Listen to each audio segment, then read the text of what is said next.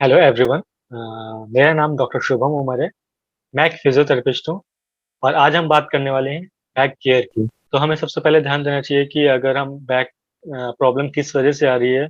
और अगर आपने किसी डॉक्टर से कंसल्ट किया है तो वो किस चीज़ के लिए आपको प्रिवेंट कर रहे हैं या किस चीज़ के लिए आपको प्रिकॉशन बता रहे हैं। तो फर्स्टली हमें उनके ओपिनियन के हिसाब अकॉर्डिंगली जाना चाहिए। अगर वो फॉरवर्ड बेंडिंग या फिर किसी लॉन्ग सिटिंग की वजह से या किसी हैवी वेट लिफ्ट करने को अवॉइड करने के लिए बोल रहे हैं तो सबसे पहले हमें उस चीज़ को केयर करना है। सेकंड चीज़ हम नॉर्मली बेल्ट का यूज़ कर सकते हैं फॉर लंबर सेक्टोरल बेल्ट, जिसकी वजह से हमारा जो बेल्ट को हम यूज़ करने की वजह से हमारा किसी भी तरह का स्ट्रेन या स्ट्रेन बैक पे नहीं आएगा। अगर आप किसी भी फिजिकल थेरेपिस्ट के पास जा रहे हैं, तो उस चीज़ को केयर कर सकते हैं आप बैक केयर के लिए कि अभी आपको किस-किस चीज़ों से प्रिकॉशन लेने हैं और आपको क्या करना है इन फ्यूचर और आपकी जो प्रॉब्लम है, बैक एक प्रॉब्लम है,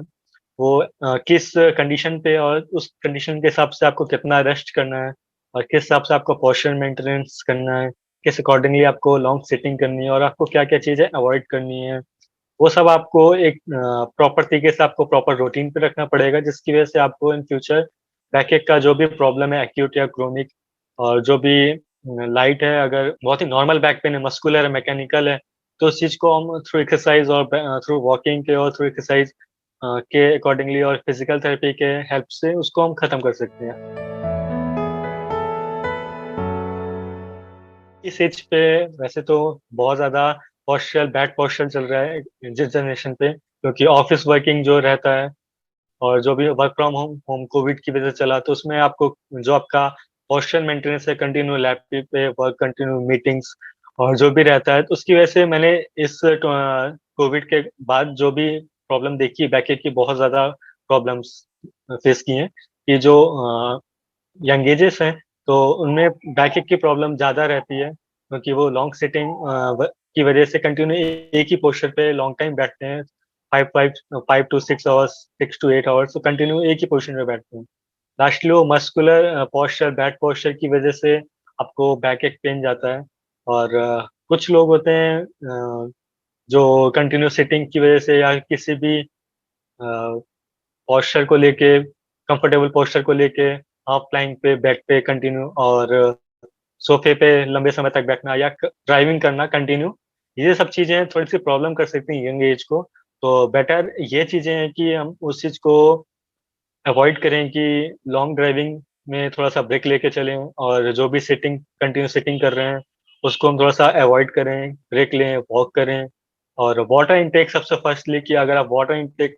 अच्छा रखते हैं, तो आपकी बॉडी में जो टाइटनेस आती है, वो थोड़ा रिलैक्स होता है और वॉक करने से आपके जो मस्कुलर है जॉइंट्स वगैरह उनकी मूवमेंट अच्छी होने से और बैड पोस्चर ना होने की वजह से आपको बैकएक की प्रॉब्लम इतनी जल्दी नहीं आ सकती। अगर हम देखें स्पोर्ट्स की तरफ, तो स्पोर्ट्स में भी कई ऐसे गेम हैं जिनकी वजह से बैकएक की प्रॉब्लम ज़्यादा होती है, इंजरी काफ़ी ज़्यादा होती हैं और जिम में देखें तो जो भी हैवी लिफ्टर्स होते हैं, वो वेट ज़्यादा उठाते हैं। इसकी वजह से एक्यूट इंजरी और स्ट्रेन, मसल पुल और लंबर डिस्क की प्रॉब्लम काफ़ी ज़्यादा देखने को मिलती है। ओल्ड एज में अकॉर्डिंग टू वैरी करता है कि पर्सन टू पर्सन वैरी करता है कि ओल्ड एज में उनकी बॉडी का पोस्चर किस तरह से है। अगर उनका खाना-पीना, न्यूट्रिशन सारे काफ़ी अच्छे रहे हैं, तो मस्कुलर अकॉर्डिंगली मसल अगर हड्डियाँ मजबूत हैं और मसल्स भी काफ़ी अच्छी हैं, तो इतनी ज़्यादा प्रॉब्लम ओल्ड एज में नहीं देखने को मिलती, लेकिन यंग एजेस में काफ़ी चीज़ें अब मेरे को ज़्यादा फेस करने को देखने को मिल रही हैं, कि यंग एजेस में बैकएक की प्रॉब्लम ज़्यादा हो रही है। क्योंकि उनका बैक पोस्चर और हेवी वेट लिफ्ट करते हैं या फिर कोई भी गेम स्पोर्ट्स करते हैं या कोई भी योगा जॉइन करते हैं, तो वो सोचते हैं कि बहुत ही जल्दी उस चीज़ को कवर कर लें। लेकिन ऐसा पॉसिबल नहीं होता, क्योंकि हर एक मस्कुलर पार्ट, हर एक जॉइंट उस चीज़ के लिए रेडी नहीं होता कि उस चीज़ को आपका पूरी बॉडी ओपन करे या फिर किसी भी तरह का मूवमेंट पॉसिबल फास्ट नहीं होता। तो यंग एजेस में आजकल बैकएक की प्रॉब्लम ज़्यादा देखने को मिल रही है according to old age. Healthy posture सबसे पहले तो हमें लॉन्ग सेटिंग बिल्कुल अवॉइड करनी है। अकॉर्डिंग टू मैक्सिमम आप किसी भी पोस्चर पे रखते हैं, किसी भी पोस्चर पे रहते हैं, तो 30 मिनट्स मैक्सिमम रखिए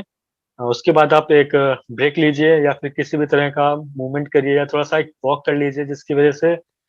बॉडी की जो मूवमेंट है या मसल्स की जो मूवमेंट्स हैं वो वापस से नॉर्मल होंगी और जो मसल टाइटनेस की तरफ जा रही होगी, वो इतना ज़्यादा स्टिफ नहीं होगी। और जिस तरह से हम लोग पोस्चर मेंटेन कंफर्टेबल के अकॉर्डिंगली हम सोफ़े पे बहुत ज़्यादा बैठते हैं या फिर किसी भी स्पंजी एरिया या फिर बहुत ज़्यादा सॉफ्ट मैट्रेस वग़ैरह यूज़ करते हैं, तो वो पहले तो कंफर्टेबल ही होते हैं, लेकिन वो पोस्चर के लिए बैड होते हैं, क्योंकि उसके अकॉर्डिंगली बॉडी का जो अलाइनमेंट होता है, बॉडी की अलाइनमेंट होती है, वो अकॉर्डिंगली आपके बैक पोस्चर के अकॉर्डिंगली चेंज होती जाती है। तो हमें इस चीज़ों का बहुत ध्यान देना है कि हमें कंफर्टेबली पोज़ीशन देखनी तो है, बट इतना ज़्यादा नहीं कि वो बैक पोस्चर की तरफ जाए। तो हमें इस चीज़ का सबका ध्यान रखना है कि लॉन्ग सिटिंग नहीं करनी और किसी भी पोस्चर पे लंबे समय तक नहीं रखना और किसी भी सॉफ्ट मैट्रेस पे यूज़ नहीं करना। आप नॉर्मल मैट्रेस यूज़ कर सकते हैं कॉटन का। इससे बेटर आपको अलाइनमेंट जो बॉडी अलाइनमेंट है, आपका बोन अलाइनमेंट है, वो बना रहे। इसकी वजह से थोड़ा-सा आपको प्रॉब्लम नहीं रहेगा बैकएक का और वो केयर ज़्यादा बेटर रहेंगी। सबसे पहले हम अपने लोअर बैक की अगर केयर की बात करें तो बैड पोस्चर हमें बिल्कुल भी नहीं रखना और गुड पोस्चर पे रखेंगे तो हमें वो इंजरी या फिर किसी भी तरह का मसल टाइटनेस या स्पाज़ नहीं आएगा और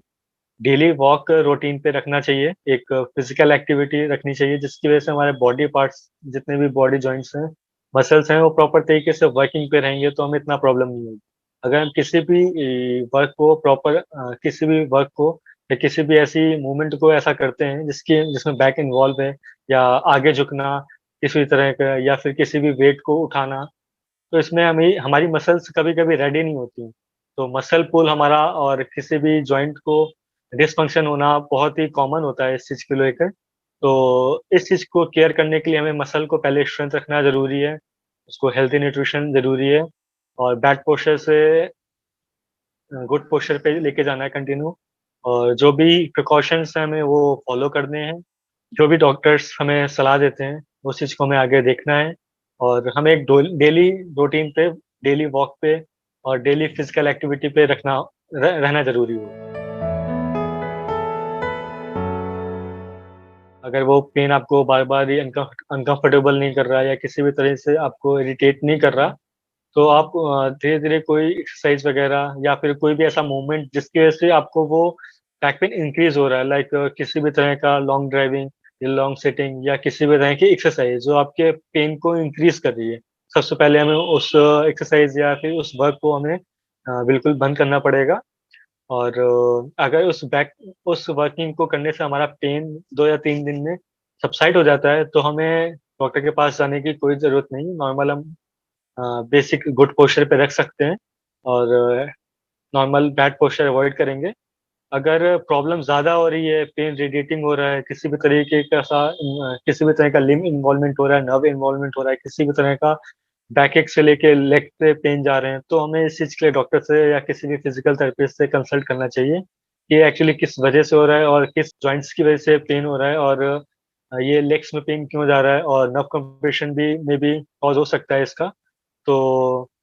हमें पहले तो अवॉइड करना है कि अगर जितना आप ट्राई करें कि जिस भी मोमेंट से आपको बैक पेन स्टार्ट हो रहा है, हमें उस चीज़ को अवॉइड करना है। अगर वो पेन हम कंट्रोल नहीं कर पा रहे हैं किसी भी तरीके से, तो हमें जाके डॉक्टर से कंसल्ट करना चाहिए कि ये हम कंटिन्यू या 3 या 4 डेज़ के ऊपर हो चुका। तो इस चीज़ पे बैक पेन पे कंट्रोल नहीं है, वो कंटिन्यू इरिटेट हो रहा है और वो इंक्रीज़ होता जा रहा है।